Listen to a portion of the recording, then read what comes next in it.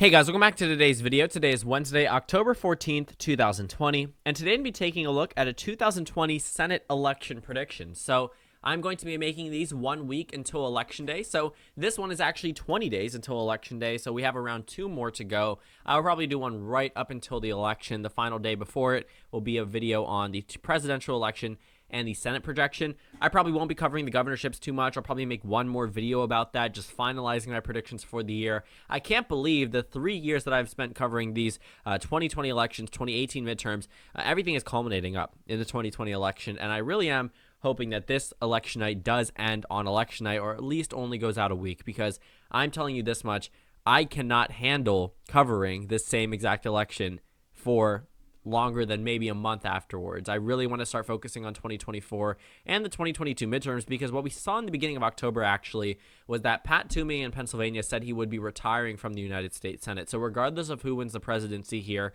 the GOP is already going to have to worry about that seat, or worry about a seat in Wisconsin and a number of other competitive ones. So I'm looking past this election. At this point, I will say that the Democratic Party should be, not should be, actually, I won't say that because they were very confident in 2016, but I will say that the Democratic Party should be very happy with where they stand today, because not only are the favorites to win the presidency, the House seemed completely out of reach 4 years ago, and now looking at the 2020 Senate elections, I mean, looking at that map, look at this map, apply the 2016 results, 53-47 Republican majority, apply it with incumbents, 55-45 majority.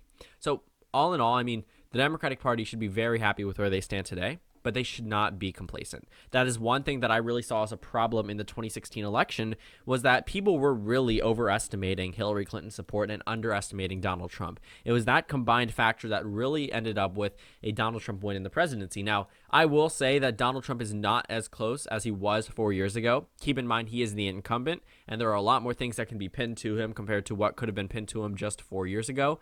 And I know it seems like it was a while ago, but 2016, a lot of the issues that were brought up then are being brought up now, on top of everything that President Trump has done during his tenureship. And I really just don't see history breaking. We've never had 4 presidents consecutively reelected, so history is against President Trump on that end. And, Donald Trump was the first president to have never previously held office or serve in the United States military. And, he just came in practically in 2015, and everyone underestimated his support in the Republican primary. They ended up being wrong.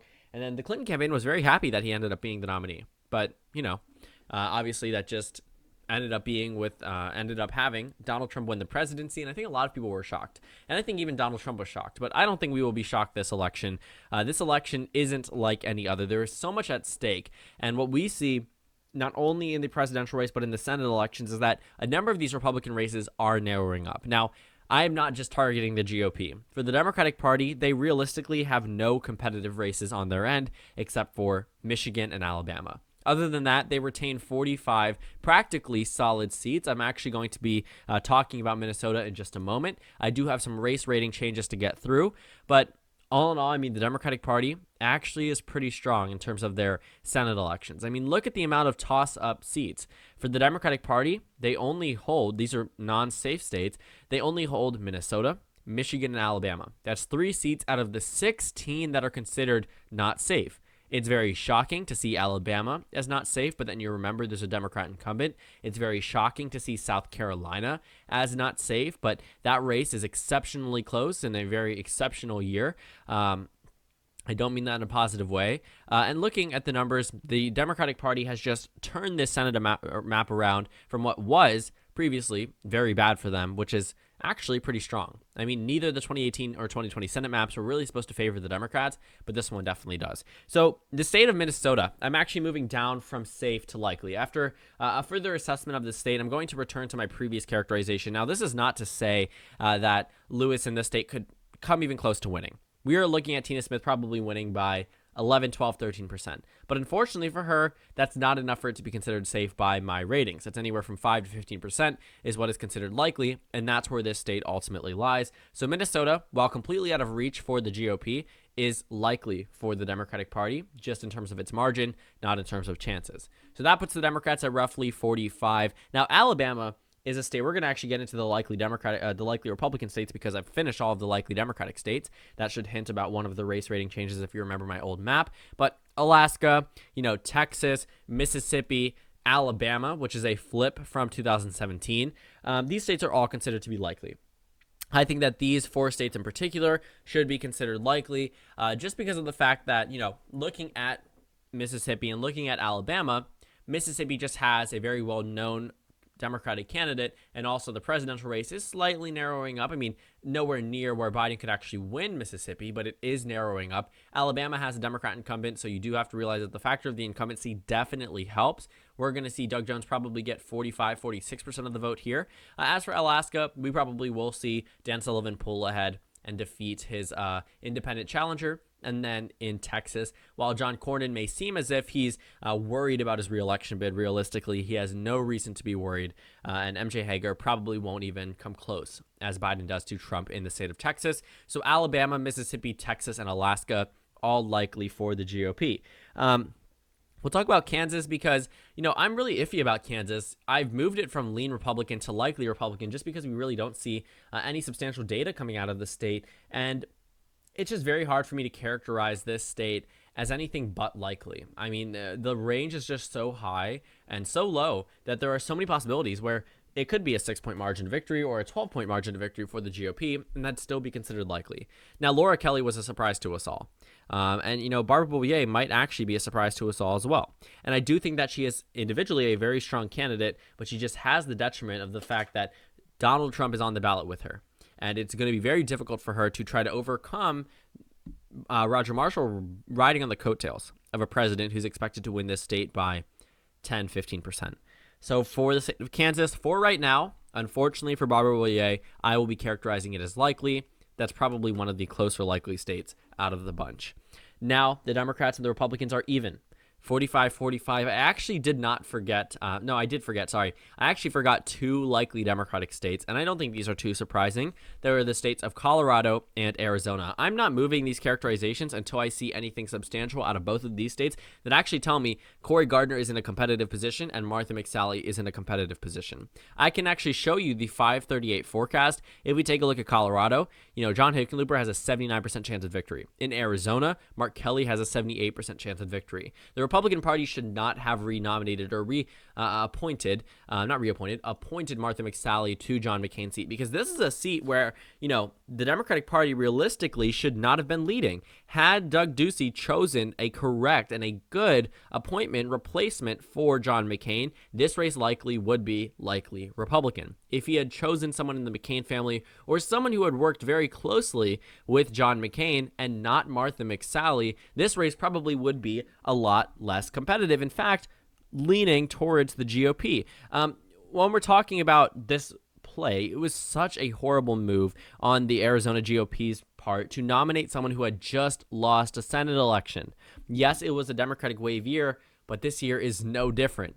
It's another Democratic wave year. The generic ballot adds up. The national average does even more for the Democrats. Biden is expected to win Arizona. So all in all, I mean, I really think that was just such a horrible play from the GOP, and they are paying the price for it. For Cory Gardner, realistically, I mean, he was the Republican incumbent. He won in 2014, defeated a Democrat, but he is likely going to be a one-term senator at most. John Hickenlooper is going to defeat him on Election Day unless something really changes in the final 20 days. Again, day after day, month after month, we always talked about the election will inevitably narrow up. We are 20 days away when a lot of people won't be voting in person, meaning that last-minute shock effect a week before the election won't have the impact that you thought it would. It won't have the same impact as it did in 2016. So Colorado, Arizona, likely Democratic states in the Senate elections, which puts the Democratic Party at 47. For the GOP, they do have some race rating changes that actually benefit them. The first one is the state of Michigan, which I am moving out from being likely down to lean. John James has done much better than Donald Trump in this state. And while what we see is the fact that Gary Peters is running even a little bit lower than Joe Biden, John James is getting more of the vote than Donald Trump. So the margins are narrower.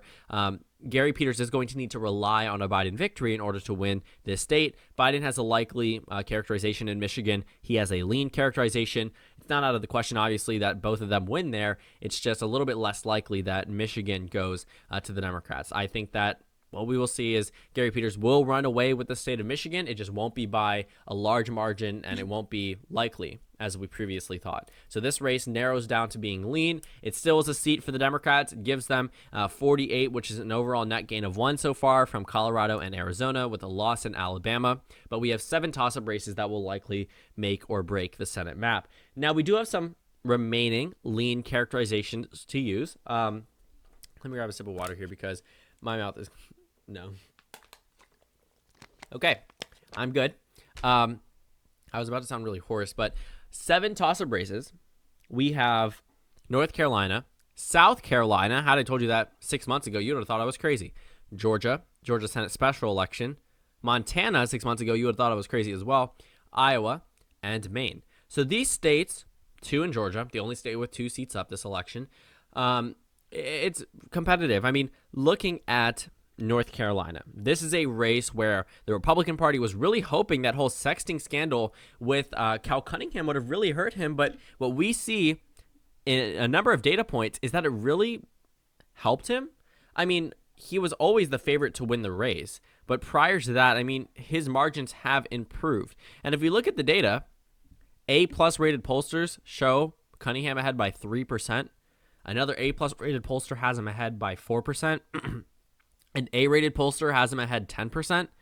So when we look at a lot of this data, and we see Cunningham lead 3, 4, 6, 10, 6%, with one outlier of being an even margin, which still isn't good for Thom Tillis, this is a very good sign for the Democratic Party, because even following a scandal that otherwise could have hurt another campaign, only 13% of voters in the most recent poll say that that is a disqualifying trait, that this sexting scandal should disqualify Cal Cunningham from serving in the United States Senate. The majority, 51%, say this is an issue for his family and not for the people of North Carolina.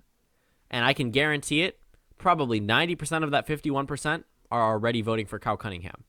So that race should have narrowed up, but there is no data, and there's absolutely nothing indicating that this race has actually narrowed up. The Cunningham campaign has ran internal polling, and they're back like business as usual. Their Twitter ads are running back up. Everything seems to be normal. They haven't really addressed the situation. Now, Kyle Cunningham, I don't think has handled the situation well, but I think the people of North Carolina haven't exactly seen that as a negative attribute in serving in the United States Senate. They may have seen it as negative on his character, but also the Republican Party cannot be one to speak about adultery. And that is something that, you know, the Democratic Party has targeted President Trump on time and time again. And Thom Tillis has said, you know, if Biden wins the election, you should vote for me because I would be a check on a Biden presidency. But that doesn't work. That worked in 2016. There's a reason why in Pennsylvania and Wisconsin, both of these states went to the Republican Party in the Senate elections. Had people thought Donald Trump was going to win. So my screen recorder cut out, but I'm back and we're going to get right back into the predictions. So essentially what I was talking about was these voters that in 2016 thought Hillary Clinton was going to win the presidency. So as a result, they may have voted for Republicans down ballot. Now, this time around, the plurality of Americans believe that Donald Trump is going to win.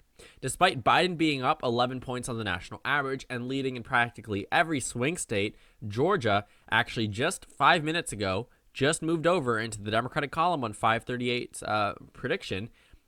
I mean, looking at Joe Biden's lead, dominating every part of the country, people still expect him to lose.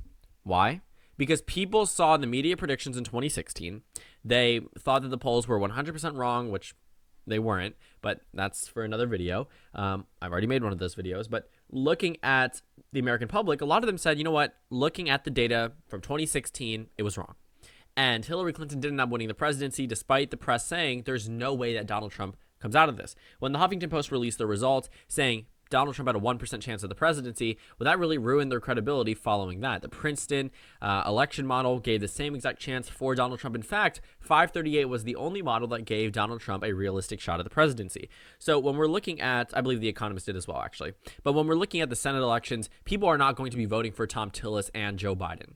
because they don't think that Joe Biden is going to win the presidency. There are so many people here that think that Donald Trump is going to delegitimize the election results and somehow win the presidency. So in fact, they might actually consider voting for Trump, but may vote for Democrats down ballot. It's going to have the same exact but opposite effect that it had in 2016 against Hillary Clinton and the Democratic Party. So North Carolina, Cal Cunningham hasn't really been hurt too hard by this scandal. I don't really see going any further than this. Obviously, things can unfold. North Carolina just has had so many things happen in the Senate race, but 20 days away, Cal Cunningham is still the leader. As we look in other battleground states, Montana, I would say, is lean for the Republicans. Realistically, Steve Bullock isn't going to come ahead. We're so late in the game, and we haven't seen any data that has shown that he is leading in the state. He could surprise us. Jon Tester surprised us when a number of other states were going red, but it's also just, I would say it's a stretch at this point to end up with 2 Democrats in a very solid Republican state. The House race is still competitive. The governor's race hasn't gone to the Republican Party in around 2 decades, so hasn't been won by the Republican Party in around 2 decades. So I will say that Montana, very weird state. I wish we get more polling out of the state, but we will probably find out in 3 weeks at least, unless it's one of the closer races, which it has the possibility of being. But for right now, I'd say lean for the GOP. As we look up in the state of Maine, I'm never going to characterize it any more than lean, tilt, or toss-up in favor of the Democrats. Unless Susan Collins somehow is able to turn this race around in the final 20 days of the election cycle, I really think that she's done. Her vote to confirm Brett Kavanaugh and the tax cuts really is going to hurt her. She did not play that well. Her all but firm opposition against President Trump has not played for her well either. She has been someone who, yes, has opposed the Republican Party at certain points, but has voted with President Trump 94% of the time. That 94% number is a talking point for the Democrats up there, and it's working. Because what we saw was that Susan Collins started off with this race, winning her last race by 37% going into this one with a very strong lead, which has been chipped away at. In fact, it has now flipped to the favor of Sarah Gideon up in Maine. So we will see Maine unfold on election night. It's going to be exciting, but that race could go either way. I used to characterize it as tilt. I'm actually thinking that it goes lean for the Democrats. That's how it's been for the past couple of predictions, but still, Democrats are now at 50. So why is 50 such a significant number? Well, I stop at 50 a lot of the times just because this is the number that the Democrats really need if Joe Biden wins the presidency. A 50-50 tie would end up with a Vice President Kamala Harris breaking the tie in favor of the Democrats, and that would put the Democratic Party at a pretty strong position, even with 50 seats. Obviously there could be some crossover from Joe Manchin or Jon Tester, but Joe Manchin probably isn't running for re-election again, and Jon Tester still, despite voting against Kavanaugh, won his re-election bid in 2018, so he didn't have much to worry about. But all in all, the Democratic Party should be happy if they reach 50, but anywhere above 50 obviously is an absolute majority, so they could be even happier at that point. Now, for the state of Georgia, I'm thinking that the Georgia regular election could narrow up to be tilt. As it stands today, Joe Biden is now the favorite to win Georgia. I don't think that's true, but I think that this race could run very close to what the presidential race is like. And Jon Ossoff could come within striking distance of possibly winning. Now, the most recent poll from Quinnipiac University, a B-plus rated pollster, actually has Biden up 7% in Georgia. I'm going to be making a video about it later just because it's Georgia. We never see this type of lead for either candidate, realistically, and it's super close. And the Georgia Senate special election are 2 Senate races that the Democratic Party has a realistic shot at picking up. So I want to focus a lot of attention on those races, whether it's the House races down there or the Senate races or the presidential race, obviously. But looking at the state itself, I'm really excited to see the results on election night because it could be an indicator for the Democrats that they might be making inroads in the South for future elections, or they actually may not be. That's up to the voters, but I really want to see what happens in Georgia. But for the Georgia Senate special election, I'm still saying lean for the GOP. But if Kelly Loeffler is the Republican nominee, I can't imagine that going as well as if they had chosen Doug Collins. So there are 2 toss-up races. We have Iowa and we have South Carolina. So the state of Iowa, I normally characterize it as GOP. It was not up until this past month that I've characterized it for the Democratic Party. Teresa Greenfield did have an okay debate performance. I'm not going to say she hit it out of the park, and I don't think Joni Ernst did either. Most of the Republican attacks that we've seen against Teresa Greenfield were that she is handpicked by Nancy Pelosi. She will bow down to Chuck Schumer. And, a lot of the times these candidates, whether they come from Republican states or not, do vote with the Democratic Party. I mean, they are Democrats before anything. But realistically, Theresa Greenfield, I will say that those attacks probably don't work too well, because Joni Ernst went in as a candidate who was fighting against the swamp. The same thing Donald Trump did in 2016. Make him squeal. That ad was monumental. It landed her in the United States Senate. But 6 years later, she practically has nothing to show for it. And she made a lot of promises, and the people of Iowa in 2018 proved to us that they weren't just Republicans. I refer to Iowa as a Republican state because of how solidly it went to Donald Trump in 2016. But that is not the correct characterization of Iowa. Iowa is a toss-up state, always has been, and just has recently leaned to the right. But 2018, they ousted two Republican seats. The Republicans almost lost all four of them. And now it looks like the Democrats are on track to carry 3 out of the 4. But in 2016, the Republicans carried 3 out of the 4. So Donald Trump may win Iowa, but Theresa Greenfield will probably do better than Joe Biden. What we see in a number of these Senate races is that these Democrats are actually outperforming Biden, but there are some exceptions where they underperform Biden. So I think Iowa, at where it stands today, is tilt for the Democrats. I'm not really going to change that. In a week from now, that could change, but for right now, I'd say Iowa is tilt for the Democrats. And for the state of South Carolina, I'm going to leave my lean characterization, but I do want to point out that this race is very close. Jamie Harrison has raised the most money we've ever seen for a Senate candidate in United States history in one quarter, $57 million. $57 million in South Carolina, a state less populous than, 22 other battleground states? Not battleground states, 22 other states. Looking at South Carolina, this state is very weird. I mean, I really never expected it to be competitive, and now it is competitive on the Senate level and likely for the GOP on the presidential level, but on the lower end of the likely spectrum. So South Carolina, very, very close. Lindsey Graham actually could lose. That's a statement. If you said that 6 months ago, again, I would have thought you were crazy, because you would have been. 6 months ago, Graham was up 15, 16%. Today, he's up 1, 2, 3%. So South Carolina, all eyes on South Carolina. It is a Republican lean. He will probably win it. It's a likely Republican seat according to 538, but we have really never seen it this close. Even in 2008, when Obama won with a number of electoral votes, 365 to be exact, flipping Indiana, making North and South Dakota competitive. Nebraska wasn't even called until later in the evening after California. So looking at South Carolina, I think that there should be a lot of media attention on an election night, and I'm honestly pretty excited as to what comes out of South Carolina in the beginning. So we will see. 51 seats for the Democrats, flips in the states of Iowa, North Carolina, Arizona, and Colorado, and Maine. The Republicans flip the state of Georgia, and practically, I believe, that is their only flip of the evening. So a net gain of 4 for the Democrats from 47 to 51. They win an outright majority. They wouldn't need a vice presidential tiebreaker. So thank you guys so much for watching this video. Make sure to comment down suggestions below. Subscribe on the left if you haven't already, and check out the Instagram and Twitter. At the bottom left of the screen, there's also a Discord link for you to go ahead and join. On the screen, there's a video you can watch, then a playlist for my 2020 Senate election videos. If you just want to see some other videos about that, I actually might just get started up on the series for Senate elections. But again, thank you guys so much for watching, and I will see you all later today.